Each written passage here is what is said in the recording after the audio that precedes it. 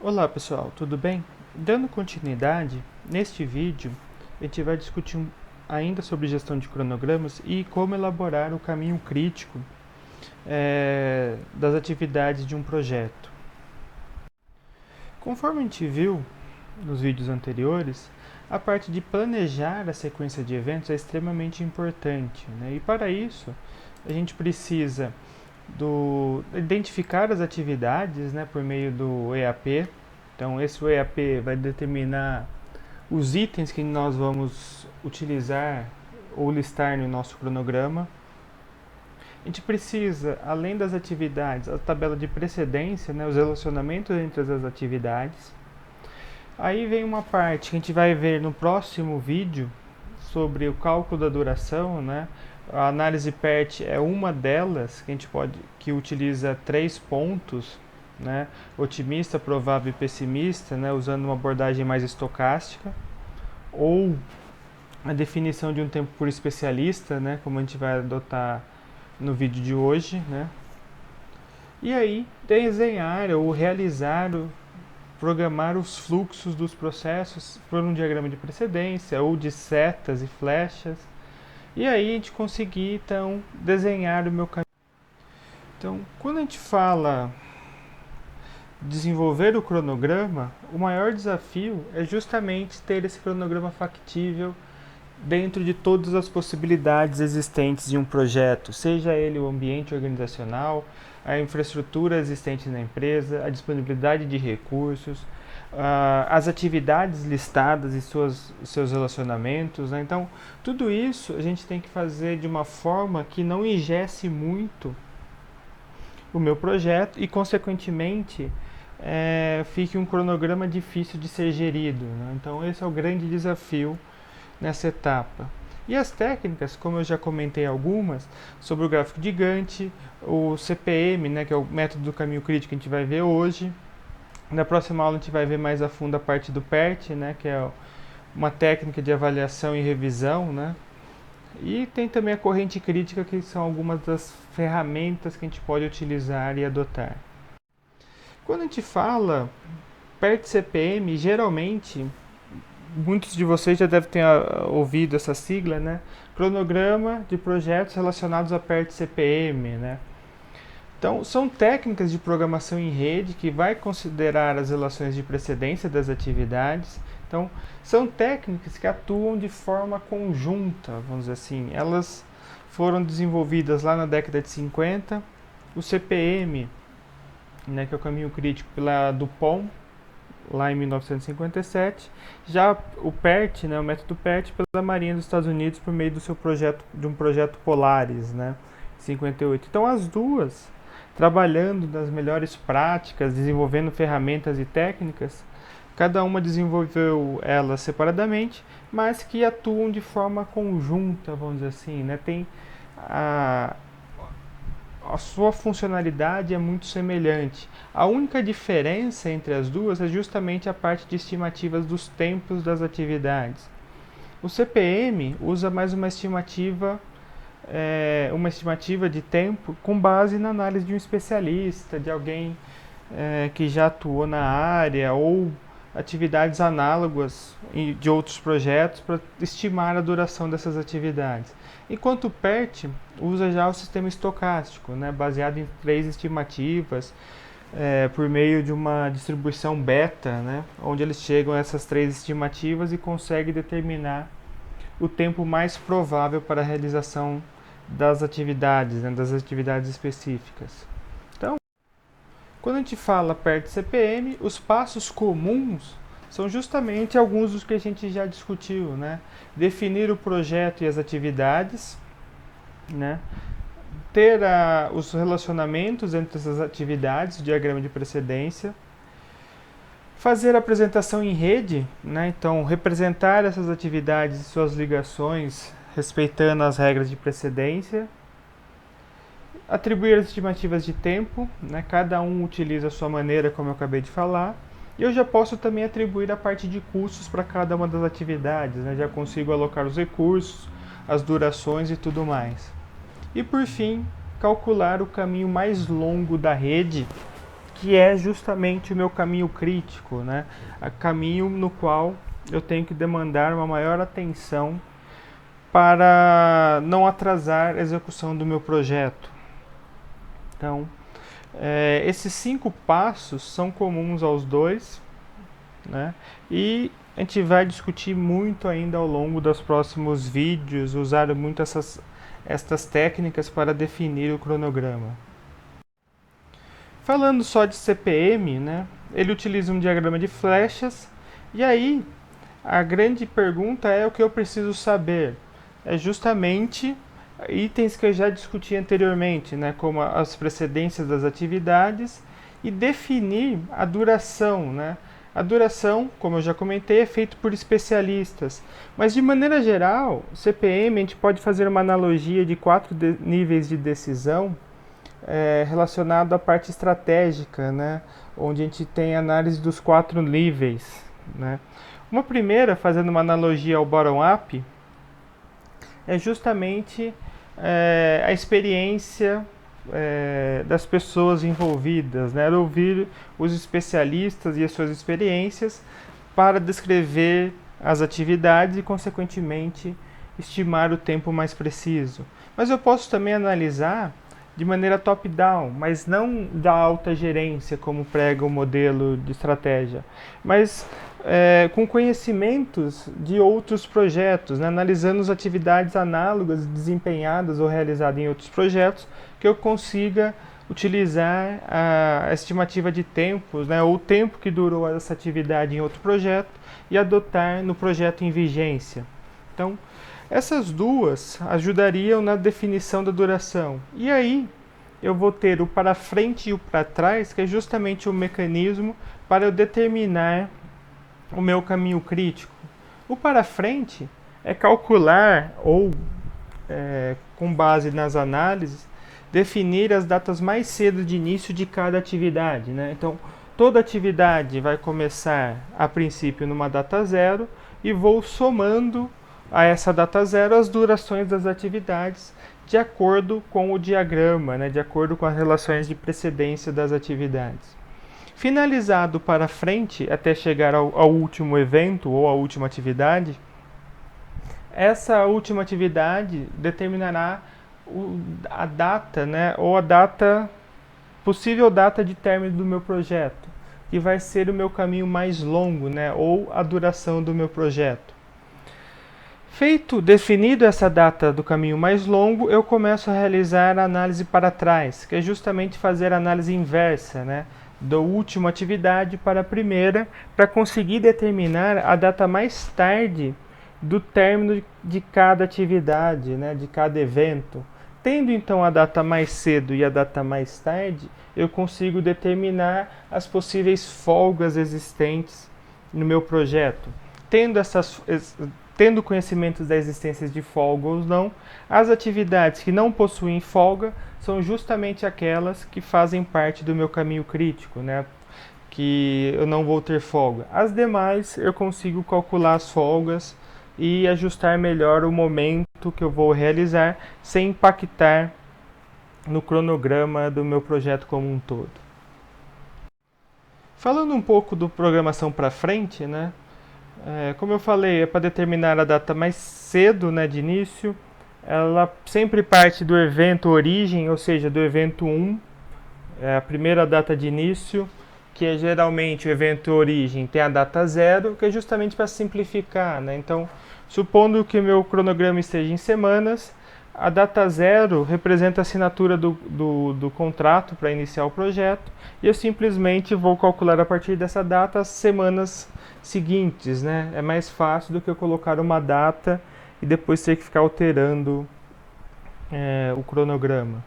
Então, a programação para frente vai determinar então o caminho de maior duração, né, da origem até o evento destino, e isso vai ser a duração do nosso projeto. Então, de maneira geral, a data mais cedo dos eventos será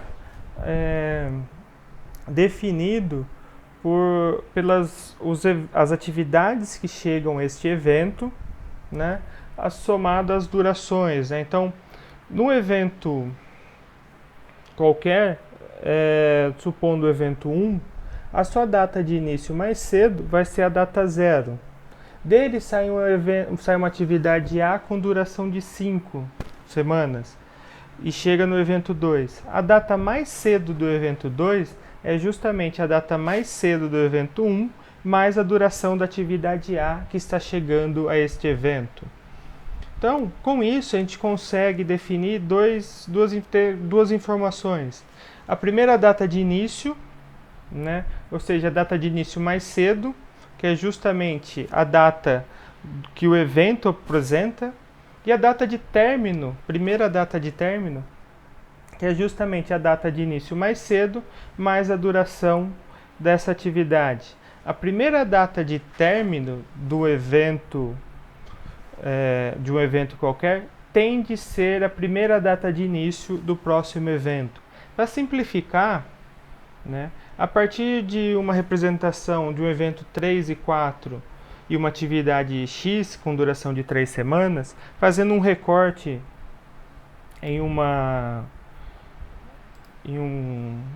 diagrama de atividades, de eventos, onde eu tenho que no evento 3, a data mais cedo é justamente 5 períodos de tempo, 5 semanas. A data mais cedo de início do evento 4 será justamente os 5 mais 3 de sua duração, que vai ser 8. Então, a primeira data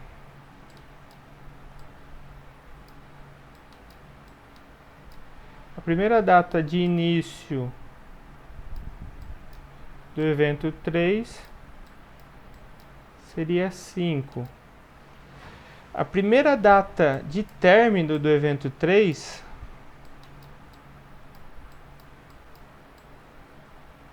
é justamente 5 mais 3. E essa primeira data é justamente igual à primeira data de início do evento 4. Né? Para quem não entendeu, pode deixar o seu comentário que eu tento depois explicar de outra maneira. Mas de maneira geral, eu vou levar em consideração sempre a data mais cedo de um evento, que é de origem, de início, né? Mais a duração de sua atividade para definir a data mais cedo do próximo evento. Aqui a expressão máximo é justamente que eu posso ter várias atividades chegando num evento, e é justamente essa somatória, né, dessas durações das datas mais cedo dos eventos, origem dessas atividades, mais as durações dessas atividades, eu vou chegar a um conjunto de valores e eu vou levar em consideração o máximo entre todas essas. Falando da programação para trás, né, eu vou partir do último evento, né, com a duração total, e vou calculando para trás, né, para obter a data de término de cada atividade, né, ou a data mais tarde. Então, fazendo esse caminho inverso, eu vou definindo essas datas mais tarde. E a data mais tarde de um evento, né, é justamente a data mais tarde do evento sucessor, né, o evento seguinte, mais a duração da atividade, né, menos a duração, desculpa, aqui é menos. E aí eu vou ter as datas mais cedo, né? Então, a data mais cedo de um evento, eu vou ter então como se fosse a última data de início possível para o meu evento ou para as atividades que sairão deste evento, para que eu não atrase o meu cronograma. Então, voltando ao nosso exemplo anterior, o meu evento 4, a data mais tarde, supondo que o evento 4 é o último, seriam de 8 semanas. Então, para a data mais tarde do evento 3, eu vou fazer o 8 menos 3, que vai ser 5. Né? Então, 8, que é a data mais tarde do meu evento, a última data de início, né, do meu evento 4, menos a duração da atividade, eu vou ter a última data de início do meu evento 3, ou a data mais tarde, e assim sucessivamente, né? Então, eu vou calcular o para frente, somando as durações das atividades e o máximo, vamos dizer assim, dessas início mais duração, para verificar a data mais cedo. E para trás eu vou fazer a mesma coisa, onde eu vou subtrair da data mais tarde a duração das atividades e ter a data mais cedo, ou mais tarde, desculpa, dos eventos, né? Então, consigo identificar as datas mais cedo e mais tarde para todos os meus eventos. Então, essa representação de como ficaria o diagrama, né? O diagrama de eventos, onde eu vou ter a numeração do evento, a data mais cedo e a data mais tarde, né? Igual eu acabei de representar no slide anterior. E aqui, só por curiosidade, como ficaria na rede de atividades, né? Então, eu vou ter nessa rede o mesmo conjunto de informações, né? A primeira data de início, a primeira data para acabar, a última data de início e a última data para acabar. Então, para exemplificar essa questão do mais cedo ou mais tarde, eu vou usar um exemplo semelhante visto na aula anterior, onde a gente viu essas cinco atividades e a gente chegou à rede de precedência, a rede de eventos dessas atividades conforme esse desenho, né? E aí, para determinar a duração desse projeto, eu preciso das durações das atividades. Então, sempre o meu evento origem, nesse caso evento 1, vai ter como data mais cedo a data 0. E aí eu vou somando a estas datas as durações. Então, para o evento 2, eu vou ter o 0 do evento 1 mais a duração de A, ou seja, 6. Para o evento 3, eu tenho um problema um pouquinho maior. Tem duas atividades que chegam nesse evento.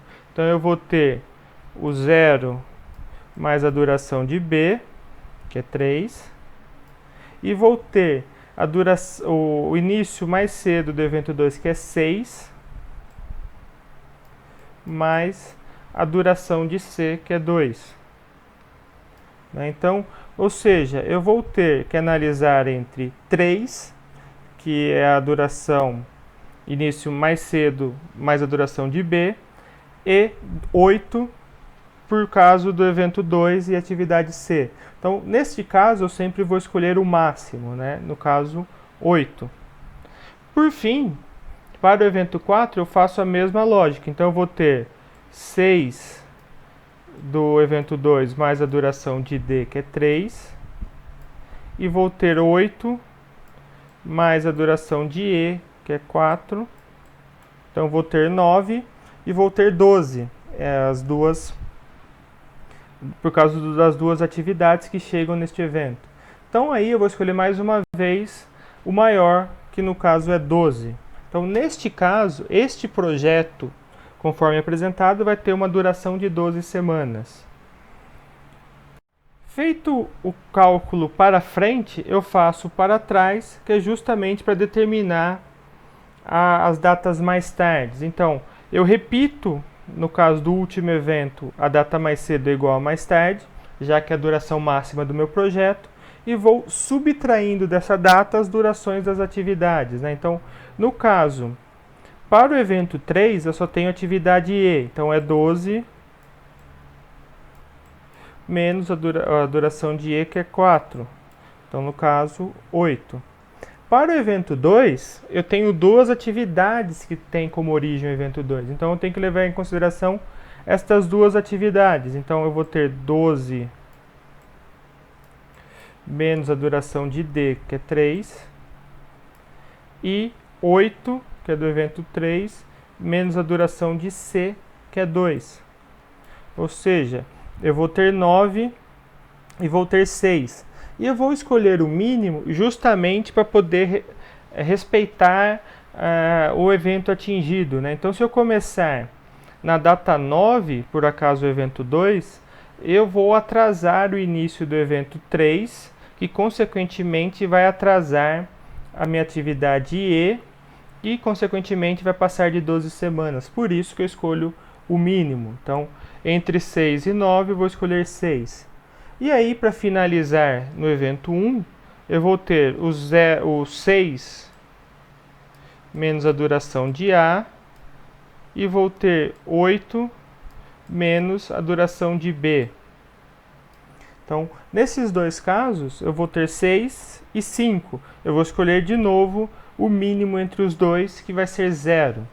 E aí, feito esse para frente e para trás, eu consigo determinar o meu caminho crítico e minhas folgas, né? Então, se eu levar em consideração que todos os meus eventos têm data mais cedo e data mais tarde,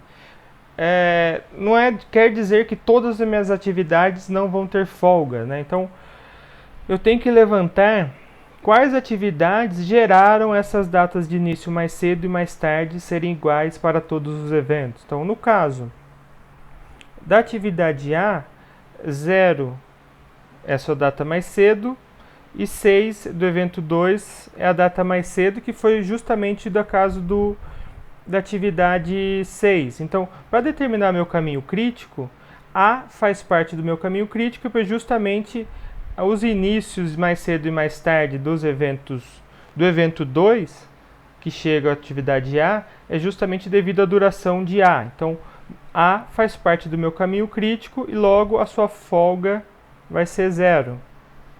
B, eu tenho datas mais cedo zeros para o evento 1, mais cedo e mais tarde para o evento 1, e para o evento 3, 8 de mais cedo e mais tarde. Só que a duração da atividade B é de 3. Então, ela quer dizer que se ela começar na semana 0, ela vai terminar na terceira semana. E a data mais cedo do evento 3 são 8 semanas. Logo, ela vai ter uma folga de 5 semanas. Então, ela tem uma margem de 5 semanas, não sendo necessário ela começar na data 0. Né? Mas ela tem que começar no máximo na semana 5 para conseguir entregar ou atingir o evento na semana 8. Então, B não faz parte do meu caminho crítico. A atividade C, que tem lá o evento do 2 ao 3 e tem duração de 2, que é justamente as somatórias do mais cedo e mais tarde do evento 2 para o evento 3. Então, meu atividade C não tem folga e por isso ela faz parte do meu caminho crítico. Minha atividade D, do evento 2 para o evento 4, ela tem uma duração de 3 semanas. Né? Então, se eu somar tanto mais cedo quanto mais tarde os 3, vai ser igual a 9. 9, diferença em relação ao 12, que é os mais cedos do próximo evento, né, do evento que ela atinge, eu tenho uma folga de 3. Então, a atividade D não faz parte do meu caminho crítico. E para finalizar, a atividade E, ela vai ser parte do meu caminho crítico, e as diferenças entre mais cedo e mais tarde entre os dois eventos, 3 e 4, é justamente a sua duração. Então, ela não tem folga, logo, a atividade E faz parte do meu caminho crítico. Então, eu não posso atrasar de maneira nenhuma as atividades A, C e E, senão eu vou ultrapassar o meu cronograma de 12 semanas. Mais uma vez, se alguém tiver alguma dúvida, é só deixar comentários. Para formalizar o caminho crítico, né, então eu já falei bastante, né, a gente já viu aí na prática, é justamente o caminho crítico é aquele que não possui folga, né, data mais cedo igual a data mais tarde. Né? Mas cuidado que nem sempre todo o evento que tem data mais cedo igual a data mais tarde quer dizer que todas as atividades que chegam ou que saem desse evento fazem parte do caminho crítico, como a gente viu no exemplo anterior. Também não vai existir essa flexibilidade, né? Qualquer atraso vai impactar. Além do que, se eu pegar a somatória da duração das atividades do caminho crítico, elas são justamente as que determinam o tempo total do projeto, da duração total do meu projeto. Então, eu tenho que tomar cuidado, né, nessas atividades. Eu não posso descuidar.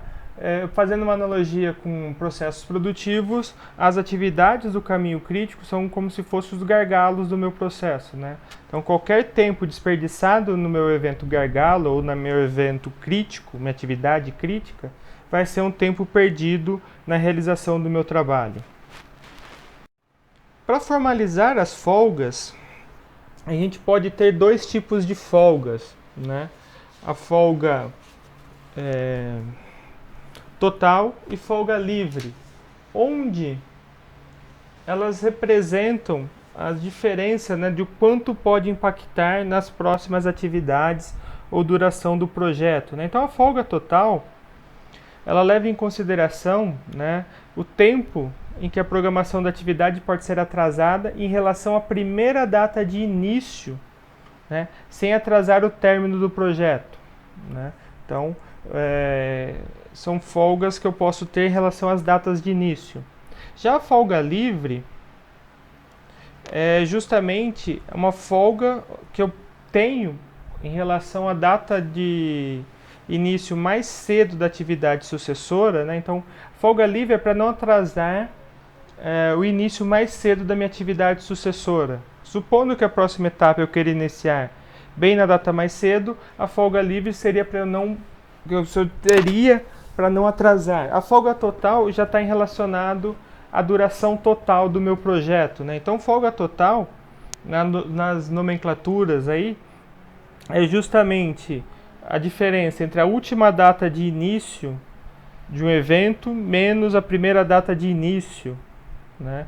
Ou a última data de término menos a primeira data de término, ou, né, em outras, data mais tarde menos data mais cedo menos a sua duração. Quanto à folga livre, é a data mais cedo de J, né, do evento sucessor, menos a data mais cedo do evento antecessor, mais a duração de atividade que tem entre elas, né? Então, data mais cedo mais duração, subtrair isso dessa soma, né, a data mais cedo do próximo evento. Então, isso vai dar minha folga livre. Para exemplificar, mais uma vez um recorte, onde tenho lá o evento I e J, onde a data mais cedo do I é 3, a data mais tarde é 3. Tem entre esses dois atividade A com 8 semanas, atividade J tem data mais cedo 14 e mais tarde 19, né? Então, para calcular a folga dos dois, eu vou iniciar onde a atividade A vai ter como a primeira data de início a semana 1, né, segundo os dados fornecidos. Essa semana 1 mais a duração de A, de 8 semanas, vai me fornecer a minha primeira data de término. No caso, vai ser 9. Se o próximo evento, né, o evento J, a primeira data de início é 14. E aí, a última data de término do evento J é 19. Subtraindo da última data de término do evento J a minha duração de 8 semanas, eu vou ter que a minha última data de início possível é 11. Então, se eu começar na semana 1, atividade A, eu vou terminar ela na semana 9. Então, isso quer dizer que do 9 para o 14, que é a primeira data de início do próximo evento, eu vou ter uma folga livre de 5 semanas. Então, eu tenho até 5 semanas para adiar o início da atividade A, para não atrasar a data mais cedo do meu evento J.